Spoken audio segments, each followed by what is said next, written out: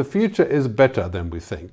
The future holds more positive things because we have so many tools for solving it.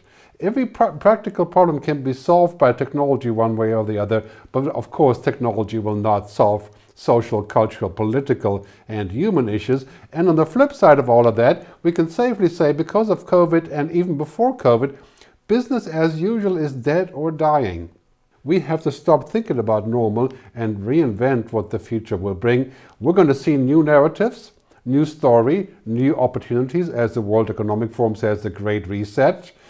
Basically, it's a shake-up of everything that we used to believe in is now upside down. The next 10 years will bring more change than the previous 100 years. We need to have social policy that brings justice and equality and power education and do everything that we need to do to be ready for that future. This is not just about technology.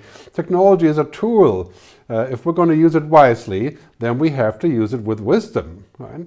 And we have to work on that as well as working on improving things with technology. When we look at the future, I like the Alvin Toffler saying when he says we should look at the framework that's changing, not the picture. And the picture change is saying like, okay, tourism has to go sustainable. That's the picture. But the framework is much larger.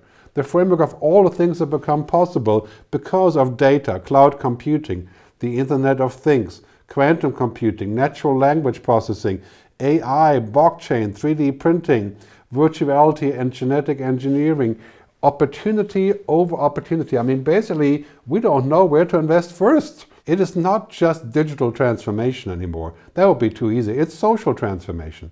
It's transforming the way that we collaborate and that we work together. And ultimately, it's a human transformation. It changes who we are. And we have to be a little bit careful on this. And we have to be thinking with precaution, not just do things because they become possible. Right? We have to also think about the things that we may not like. Because the question really is about our values in the end and ethics. Facebook has become toxic. It's a great example for too much technology, too much of a good thing. Essentially, Facebook is aiming at democracy with a giant weapon of algorithms. And that is something to understand. We have to understand digital ethics, and in a totally connected world that we're going into, it is your humanity that will define the difference, that will make or break your company, your country, your region. And this is what I'm banking on for the United States of Europe, to become a collective society of humanity. This is not a degrowth story. It's not about not growing. It can be. I mean, humanity is growing. Humanity wants to grow.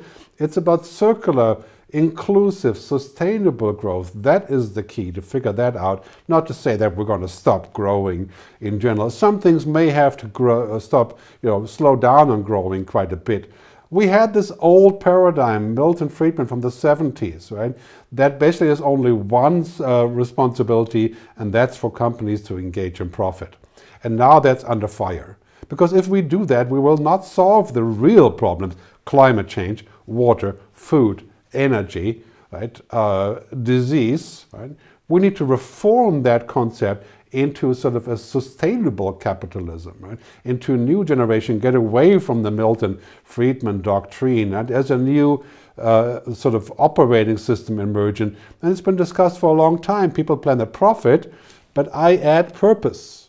Right? Purpose is very important. Again, is the telos. It's why are we doing this? What do we want to be? Do we agree on what kind of society we want? That's going to be essential. Climate change is essentially the biggest opportunity for Greece, as I was saying earlier, but a very tough switch.